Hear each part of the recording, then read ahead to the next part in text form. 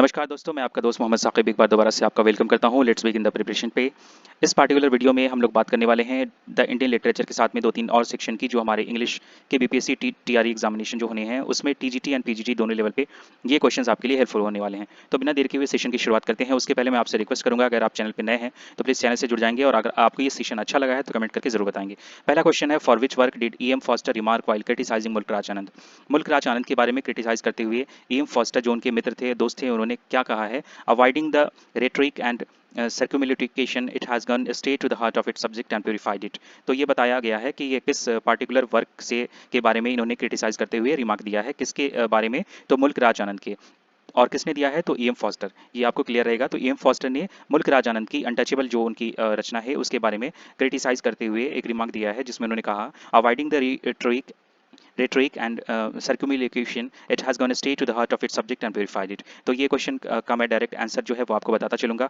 साथ साथ मैं आपको थोड़ा सा इंट्रोडक्शन पार्ट बता दूं। The introduction was written by Anand friend. ये मुल्क राज आनंद के दोस्त थे जिनका नाम था ई.एम. फॉस्टर। वो उनसे मिले थे जब टी.एस. एलियट की मैगजीन क्रिटेरियन बनाई जा रही थी, लिखी जा रही थी उस टाइम में। In it E M. Forster the author of a passage to India. तो ये क्वेश्चन एक और यहाँ से क्रिएट हो रहा है आपका। ई.एम. फॉस्टर कौन थे? तो ये ऑथर थे आपके पैसेज टू इंडिया, इसके इन्होंने रचना की थी, लिखा था।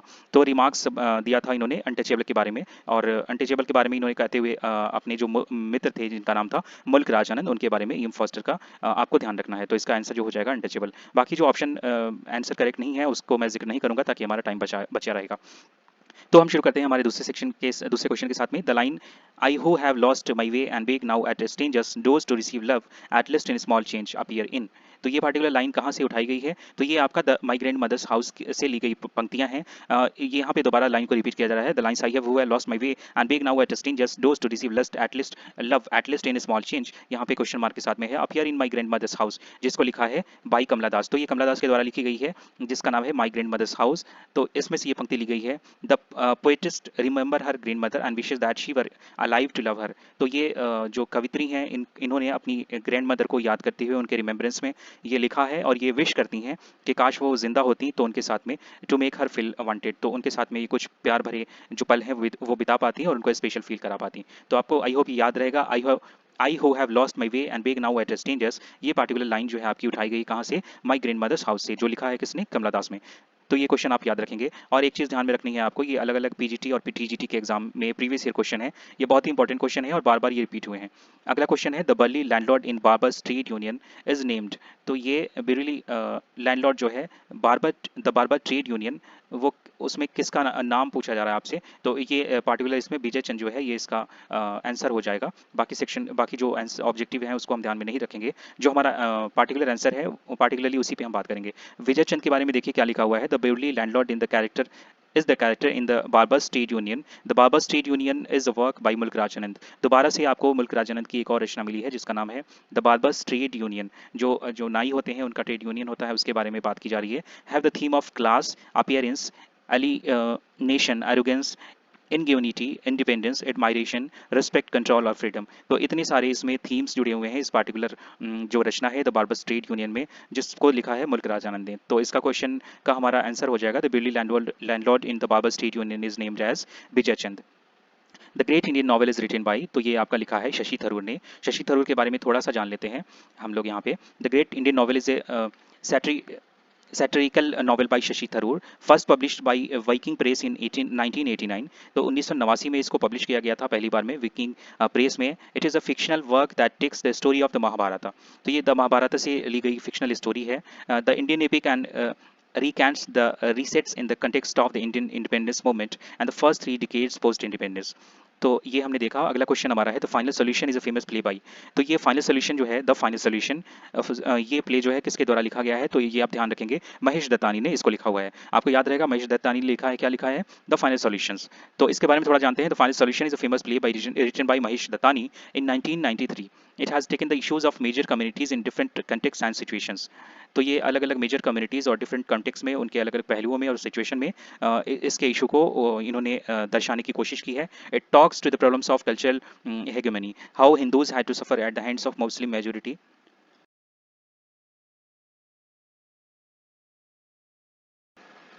सॉरी। तो how Hindus had to suffer at the hands of Muslim majority like the characters Hardika, Daksha in the Hussainabad and how Muslim had to suffer in setup of the majority of the Hindu communities.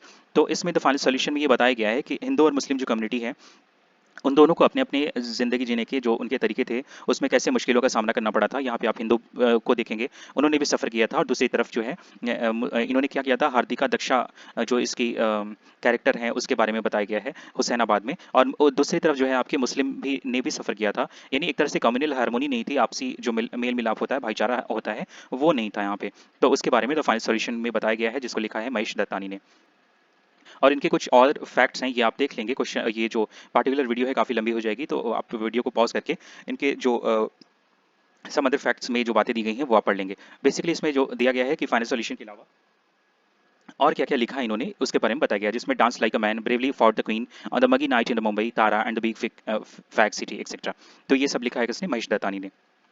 Chitra Banerjee Divakaruni latest book publish in 2019। तो 2019 में चित्रा बनर्जी दिवाकरुणी की latest book जो publish की गई है उसका नाम पूछ रहा है आपसे, तो इसका नाम हो जाएगा द फॉरेस्ट ऑफ एन्चैंटमेंट्स। तो ये आप याद रखेंगे। चित्रा बनर्जी देवकानी के बारे में जानते हैं थोड़ा सा। 1959 6 में उनकी जुलाई 29 को पैदाइश हुई थी। It is an Indian American author and the Betty and the Gene McDavid professor of writing at the university of Houston. Her latest novel the forest of enchantments, जिसके बारे में मैंने ऊपर जिक्र किया आपसे, based on the Indian epic the Ramayana. ये किस पे आधारित है? ये बेस्ड है आपका द रामायण से, in which she retells from the point of the main female character Sita, was published in January 2019 by Harper Collins। तो ये किसके द्वारा ये पब्लिश की गई थी? इसके पब्लिशर थे हार्पर कॉलिन्स और इसको लिखा किसने था? चित्रा बनर्जी दिवाकरुणी ने।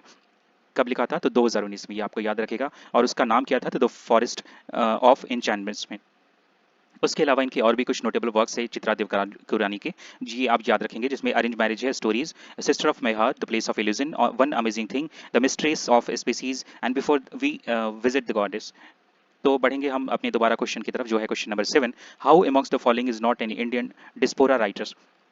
सॉरी, यहाँ पे who amongst the following is not an Indian diaspora writers. तो ये चारों में से कौन से इंडियन डिस्पोरा राइटर्स नहीं है, ये बताना है आपको। तो इसका आंसर हो जाएगा शशि देशपांडे। शशि देशपांडे के बारे में जानने से पहले जानते हैं डिस्पोरा थ्योरी क्या है।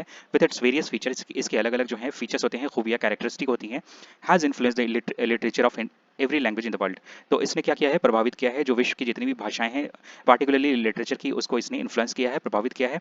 The literature is widely known as diasporic literature. तो ये हम जान गए हैं क्या है इसके बारे में। शशि देशपांडे के बारे में बताया गया है कि it is not an Indian diaspora writer. Indian diaspora writers influence their work by their native language. तो उन्होंने इनकी जो नेटिव लैंग्वेज थी उसके द्वारा इन्होंने अपने काम को इन्फ्लुएंस किया है।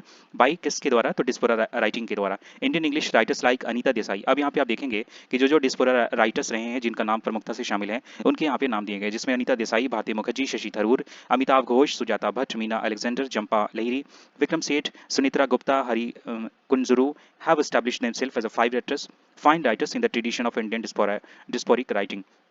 तो ऊपर जिस भी मैंने जिन लोगों का भी नाम लिया है, इन्होंने एक अपनी पहचान बनाई है किस बारे में? तो डिस्पोरा थ्योरी के बारे में, और डिस्पोरा राइटिंग स्किल जो होती है, इन लोगों का नाम जो है प्रमुखता से लिया जाता है। तो हमारा क्वेश्चन क्या था कि इसमें कौन से नहीं है? तो नहीं जो वाले होंगे शशि देशपांडे हो जाएंगे। 8 नंबर क्वेश्चन है, who is the writer who created the fictional local of Malgudi? तो मालगुडी डेज आपका जो है आर के नारायण की बहुत ही फेमस जो रचना है। Malgudi is a fictional town located in south India. तो ये एक फिक्शनल टाउन है, कहाँ पे लोकेटेड है? साउथ इंडिया में, दक्षिण भारत में। Mentioned in the novels and short story of R के Narayan. It forms the setting for most of the Narayan's work, starting with his first novel Swami and friends. ये इनका नॉवल है स्वामी एंड फ्रेंड्स, जो 1935 में लिखा गया था। All but one of the his 15 novels and most of his short story take place here. तो ये मालगुडी जो जगह है, फिक्शनल टाउन है, उसमें जितनी भी इनकी क्रिएशन रहे हैं, जो इनकी रचना रही है, ये बार बार उन्होंने उसमें मालगुडी का जिक्र किया है। Malgudi was a portmanteau of two Bangalore localities, Malleswaram and Basavanagudi. तो इसके अलावा इनके कुछ अदर वर्क्स हैं, ये आप देख लेंगे। Some other facts about home, about आपके आर के Narayan.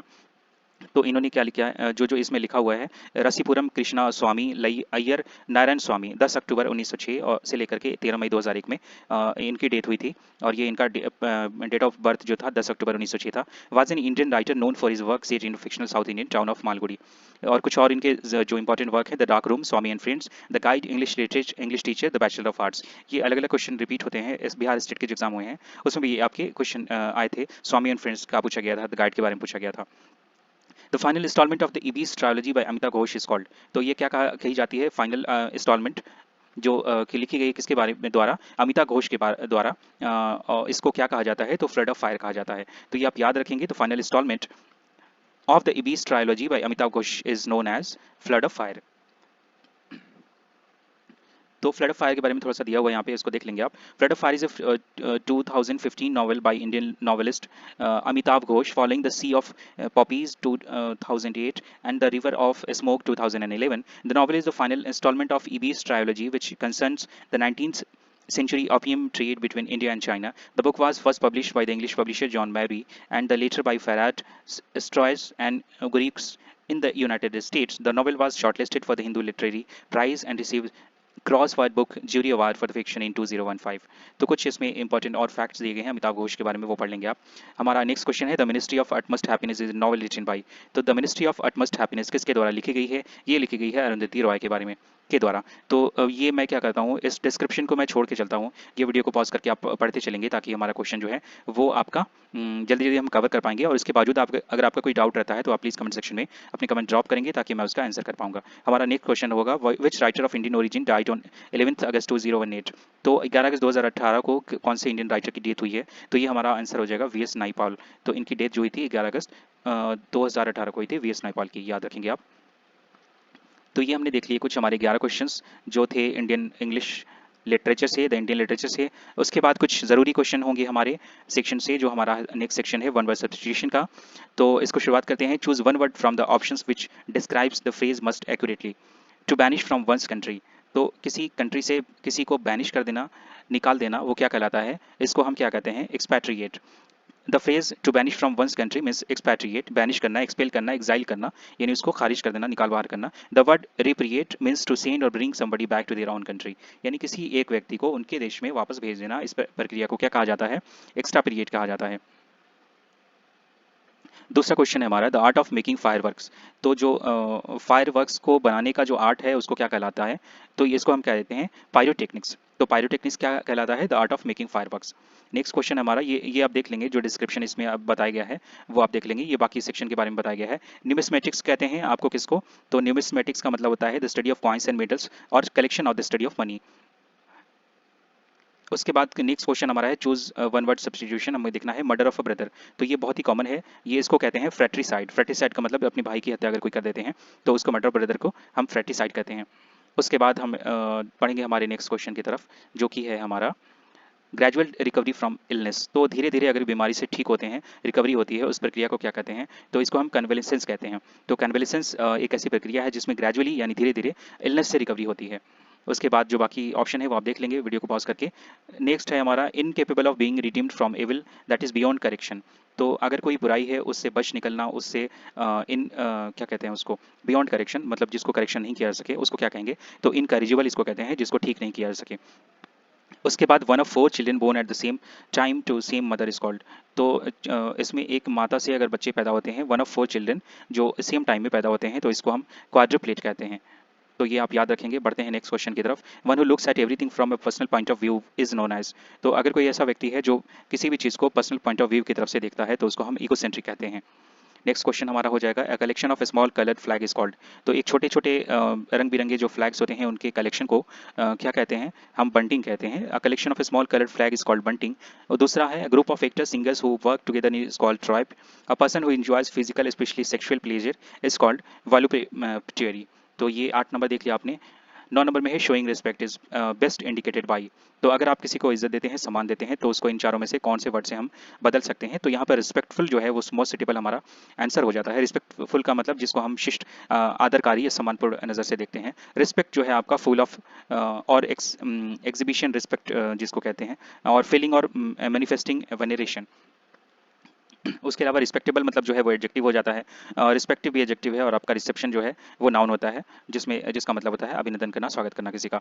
Repetition of the same और similar consonant sound at the beginning of the word is called. तो इसको एलिट्रेशन कहते हैं। अगर आपका सेम जो है क्या है, एक ही तरह का अगर सिमिलर कॉन्सोनेंट साउंड बार बार रिपीट हो रहा है किसी वर्ड में, तो उसको हम उसके रिपीटेशन को क्या कहेंगे? एलिट्रेशन कहेंगे।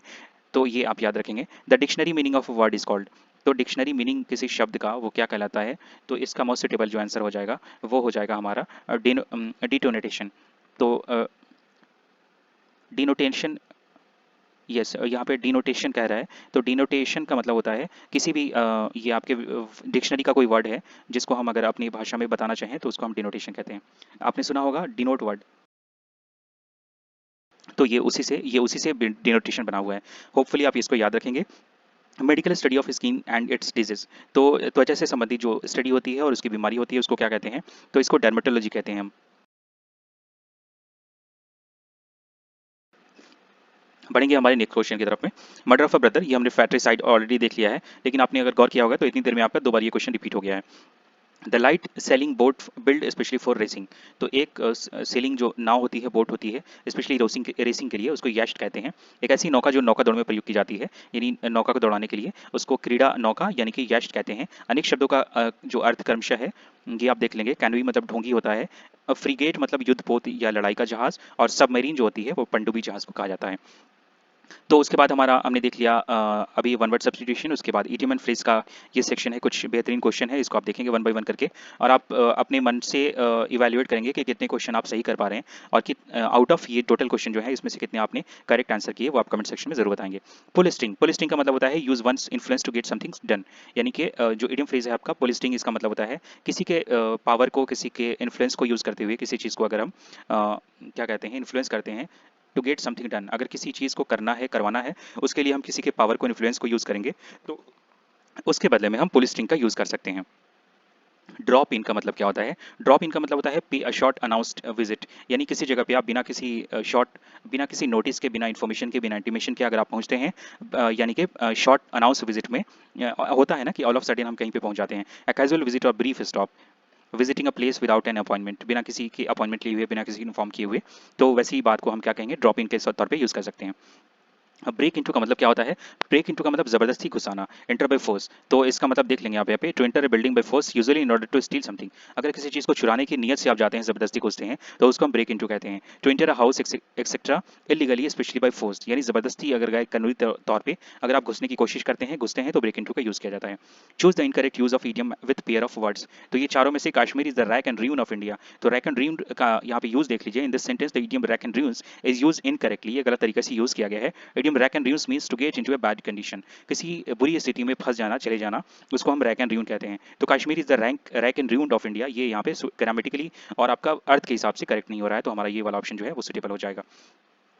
4 के बाद हम बढ़ेंगे हमारे अगले सवाल की तरफ, जो हमारा क्वेश्चन नंबर हो जाएगा 5। The meaning of the idiom to cool one's heel is, तो टू कूल वंस हिल का मतलब क्या होता है? To be kept waiting for some time, किसी का इंतजार अगर हम कुछ देर के लिए कहते हैं, करते हैं, तो उसके लिए हम टू कूल वंस हिल का यूज कर सकते हैं। देखिए दोबारा से यहाँ पे, to cool one's heel means to be kept waiting for some time. Await यानी वेट करना, बाइट होल्ड ऑन वेट करना, stay wait, to wait some times so that one becomes calmer और मोर कंपोज्ड, यानी अगर आप शांति से किसी का इंतजार करते हैं बैठ करके, to be kept waiting for some time, तो उसको हम क्या कहेंगे? टू कूल वंस हिल।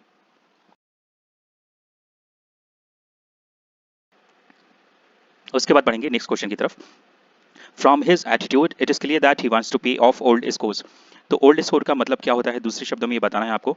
तो अगर कोई कहता है to pay off old scores, इसका मतलब वो आपसे बदला लेने के बारे में बात कर रहा है। टू हैव हिज रिवेंज, यानी कभी का उसकी दुश्मनी होगी जिसका बदला वो निकालने के लिए आपसे क्या यूज कर रहा है? To pay off old scores, याद रखेंगे आप। To be old of his course means to have his or her revenge, to punish someone for something wrong that they did to someone in the past. अगर किसी ने किसी के साथ गलत किया है पास्ट में, पुराने समय में, बीते हुए समय में, तो उसको अगर कहते हैं to pay off old scores, इसका मतलब वो आपसे बदला लेने के लिए, रिवेंज लेने के लिए तत्पर बैठा हुआ है। एक एग्जांपल है, with the championship having been ended this was likely to be their chance to pay off old score. Giving oneself airs, इसका मतलब क्या होता है? गिविंग वन सेल्फ ईयर्स का मतलब होता है बिहेविंग एरोगेंटली, यानी बहुत ही उदंडता से, बहुत ही एरोगेंट तरीके से बिहेव करना, उसका मतलब giving oneself airs. To act in a way और that shows oneself things one being better than other people और बिहेविंग एरोगेंटली, यानी कि इस तरह से बर्ताव करना कि जो आप जो हैं वो दूसरे से बहुत ही बेहतर हैं और आप उसको नीचा दिखाने की कोशिश कर रहे हैं। In what way? In a very arrogantly way. To have a dig at, तो इसका मतलब क्या होगा? To have a dig at, dig मतलब खुदाई करना होता है, तो इसका मतलब जो हो जाएगा टू क्रिटिसाइज समवन, तो ये आप याद रखेंगे।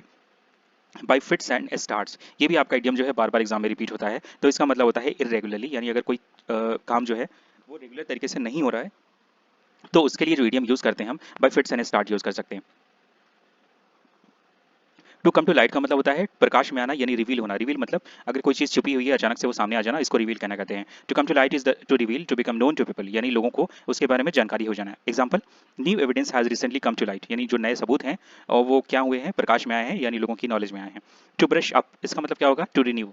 ब्रश अप मतलब ब्रश करते हैं, हम डेली सुबह उठते हैं यानी फ्रेश होते हैं, तो उसका मतलब रिन्यू करते हैं अपनी बॉडी को, इस तरह से आप याद रखेंगे। To correct option, the correct option to explain the phrase to brush up is to renew, to refresh one's memory और स्किल, यानी किसी की याददाश्त या उसकी जो स्किल है, निपुणता है, उसको अगर रिफ्रेश करते हैं उसको हम ब्रश अप कह सकते हैं। For example, I must brush up on my Spanish before I go to Seville. To break the ice, ये आप सभी जानते होंगे, टू ब्रेक द आइस मतलब चुप्पी तोड़ना। To break an awkward silence, यानी अगर 10-20 लोग बैठे हैं और कोई बात नहीं कर रहा है और किसी ने अगर वहाँ पे इनिशिएट कर दिया बातचीत करने के लिए, यानी कि to break an awkward silence, तो उसका मतलब है to break the ice. 13 number का क्वेश्चन हमारा है the heat of the day, इसका मतलब होता है warm and hot day. Heat of the day मतलब एक गर्म दिन, उसके बारे में हम कह सकते हैं। The heat of the day means warm and hot day, the hottest part of the day, यानी इस दिन का सबसे गर्म जो भाग है उसके बारे में बात हो रही है। You should not go out in the heat of the day, यानी दोपहरिया में जैसे जब सूरज बहुत ही अपने पीक पे होता है, जब बहुत तेज धूप लगती है, तो वो उसको हम कह सकते हैं हमारा the heart of the day, the heat of the day, sorry, warm and hot day. 13 के बाद हम देखेंगे 14 नंबर क्वेश्चन हमारा, the idiom break the ice. Break the ice मतलब रिमूविंग द इनिशियल हेजिटेशन, ये एक इससे मिलता जुलता आपने देखा था यहाँ पे क्या था, टू ब्रेक द आइस यहाँ पे भी था, और दोबारा से हमारा आ रहा है यहाँ पे ब्रेक द आइस, तो उसमें क्या था हमारा, ब्रेक द आइस मतलब to break an awkward silence, और यहाँ पे क्या है, रिमूविंग द इनिशियल हेजिटेशन, यानी शुरुआत की जो हेजिटेशन है उसको रिमूव करना और बात करने के लिए इनिशिएट करना, शुरुआत करना, उसको हम कहते हैं ब्रेक द आइस। तो ये क्वेश्चन आपका 2 बार रिपीट हो गया इतनी देर में। उसके बाद टू स्मेल अ रैट, यानी इसका हिंदी देखेंगे तो हिंदी हो जाएगा टू, एक चूहे को सूंघना। इसका मतलब क्या होता है, टू सस्पेक्ट अ ट्रिक, यानी अगर कोई ऐसी सिचुएशन है जिसके बारे में आपको डाउट है, सस्पिशन है, तो उसको हम कहते हैं to small a rat, to smell a rat, यानी the idiom phrase to smell a rat means to suspect a trick or to become suspicious that something in given situation is not quite right, यानी एक ऐसी स्थिति जिसके बारे में लगता है कि सिचुएशन अच्छी नहीं है, कुछ ऐसा दाल में काली वाली बात है, तो उसको हम कहते हैं to smell a right. Achilles heels, तो एक्लीज हिल्स का मतलब अगर किसी का बहुत ही कमजोर पॉइंट होता है। फैटल का मतलब होता है एक ऐसी स्थिति जिसमें मृत्यु हो जाती है, तो फैटल वीकनेस यानी बहुत ही उसकी कमजोर जो कड़ी होती है, पॉइंट होता है, उसको एक्लीज हिल्स कहते हैं हम। एक एग्जांपल से देखेंगे, the desire of publicity became her Achilles heels, तो पब्लिसिटी के लिए उसकी जो डिजायर है, जो उसकी इच्छा है, वो उसकी कमजोर कड़ी है। सैलड डेज का मतलब होता है days of one's youthful experience, अगर किसी के जवानी के दिनों में जब उसका यूथफुल टाइम था, उसके जो एक्सपीरियंस था, उसको सैलड डेज कहते हैं। यहाँ पे देखेंगे the time when you are young and do not have much experience of life. तो ये हमारे कुछ क्वेश्चन थे आज के हमारे, मुझे लगता है 20-20 क्वेश्चन के अगर देखें हम तो 50 क्वेश्चन के अराउंड हमने यहाँ पे बात कर ली है, जो अलग अलग एग्जाम पॉइंट ऑफ व्यू से जरूरी हो सकते हैं, स्पेशली बिहार की जो अपकमिंग वैकेंसी है बिहार बीपीएससी टेट के लिए, उसमें ये क्वेश्चन आपके टीजीटी एंड पीजीटी एग्जाम के लिए हेल्पफुल होने वाले हैं। तो मुझे आपके रिस्पॉन्स का इंतजार रहेगा। जो लोग चैनल पर पहली बार जोड़े हैं वो प्लीज़ सब्सक्राइब कर लेंगे, ताकि इस तरह के इन्फॉर्मेटिव और ये प्रीवियस क्वेश्चन की सीरीज को हम लोग कंटिन्यू कर सकें, जिससे आपका जो कितनी प्रिपरेशन है इसको लेकर के आपकी इवैल्यूएशन हो सके, आप अपने आप को सेल्फ इवैल्यूएट कर सकेंगे। तो मिलेंगे दोबारा से एक नई वीडियो में, तब तक अपना ध्यान रखेंगे। जय हिंद।